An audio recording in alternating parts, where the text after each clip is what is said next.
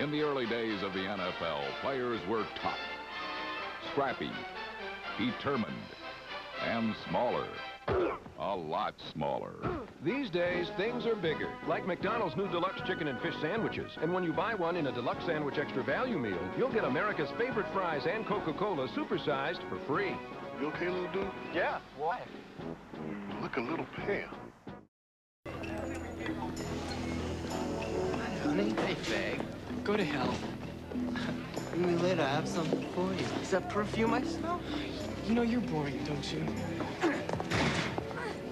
Turd head, you need something? No, Grad. Why don't you come driving with us tonight? That would be exciting. If I were in a coma. You'll be excited. Later.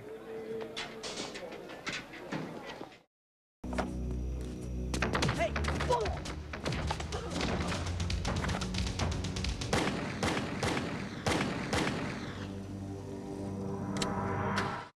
Just enough to hang himself. Eddie Don? Mind if I ask you some questions? Who are you? Oh, my name's John Dolan. I'm investigating the murder of Douglas Bell. I know the police gave you immunity on the burglary charges that night. So do you mind telling me how you kept from leaving fingerprints at the break-ins? What's it to you? Call it curiosity.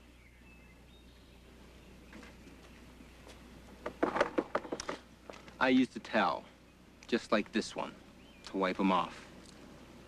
Cops took the one I used that night. And what do you know about Douglas Bell's murder, Eddie? I know David Fagan didn't do it. Look, if you want to throw my name around, you can.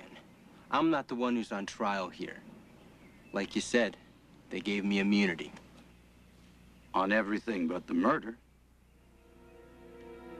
Vehicle had pulled over was stolen, and Eddie Don, facing an auto theft rap, decided to leave no witnesses. Please stay in your car, sir. Hey!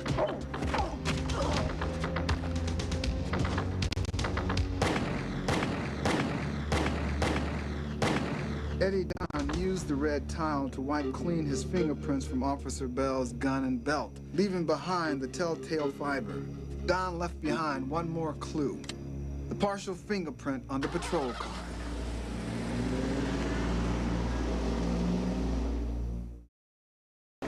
Side number 2 and 2 is my plane, sir. I got my name put on her just last Thursday. Well, congratulations, Petty Officer Moses. That's quite an honor for a plane captain. Yes, it is, sir. I take as much pride keeping these planes in the air as the pilots do in flying them, sir. So when I say that plane was working properly before she left the deck, you've got my word on it, Commander. Well, and how do you account for the fact that Commander Rice was unable to fire his missiles? I can't, sir. If the commander said he couldn't fire, then he couldn't fire. All I know is that everything was working when she left the deck. That plane was used in a missile exercise the day before, and she performed flawlessly, Commander. Thanks, Moses, and hope you get your name on a new plane soon. Me too, sir. She may be onto something. How could the oxygen supply become contaminated?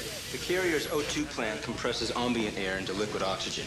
It's tested daily because if an O-ring in the compressor ruptures, the oxygen will become contaminated with oil.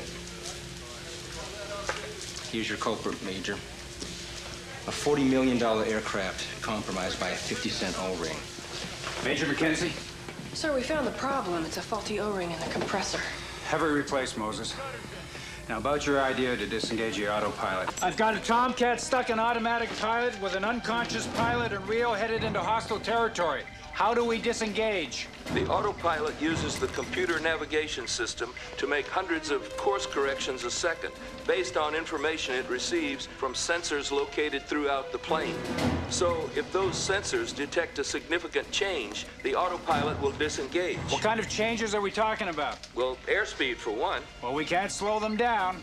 All right, they're wing-level sensors which will disengage if they sense a change in an angle over 45 degrees. So if we can get the plane's wings up over a 45-degree angle, the autopilot will disengage. That's right. Thank you, Mr. Carter. Then the plane will go into a graveyard spiral, sir. That doesn't sound good. That's all we got. What if the wings do touch? Then everybody has a bad day. I trust you are the very best helicopter pilot in this man's army? Yes, sir. It's a relief. Viper 2, lead. We're looking for Over at Loach side number 1350. 1350, sir. Make this easy for me, all right? Yes, sir.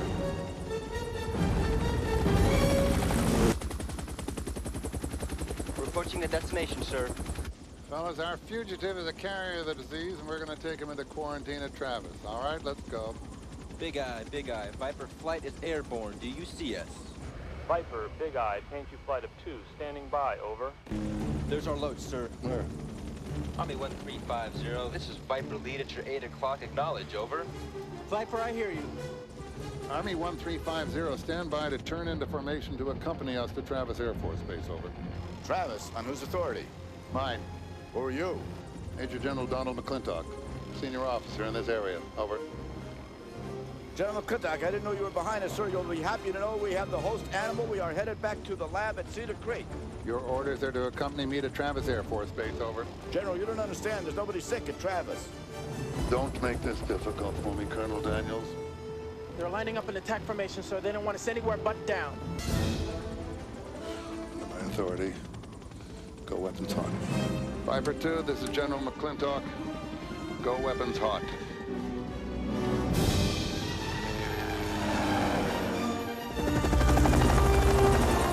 The river bends to the right. We've got to cut him off. Viper 2, break right. 2, break it right. What can I do, sir? Stay on him, get him out of the air.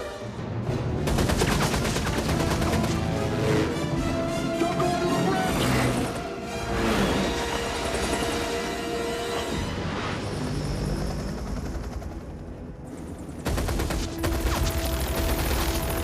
You're missing him, son. Bastard, go into it. You're missing him. Hang on, Colonel.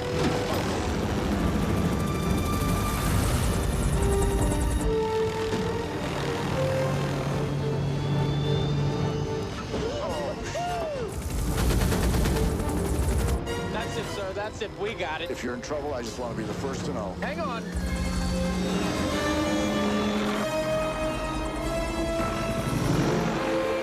Viper 2, where the hell are you? Lead, Viper 2 closing in on you now. He's pulled a 180. He's coming right back at you.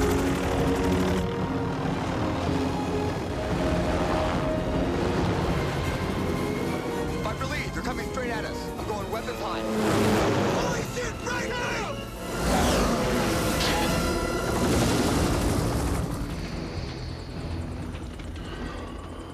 Where's he gone? I don't know, sir.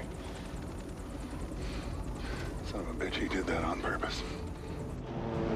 Saul, Yes, sir. are those rockets on the side of this thing? They are, sir. Fire a couple of those trees.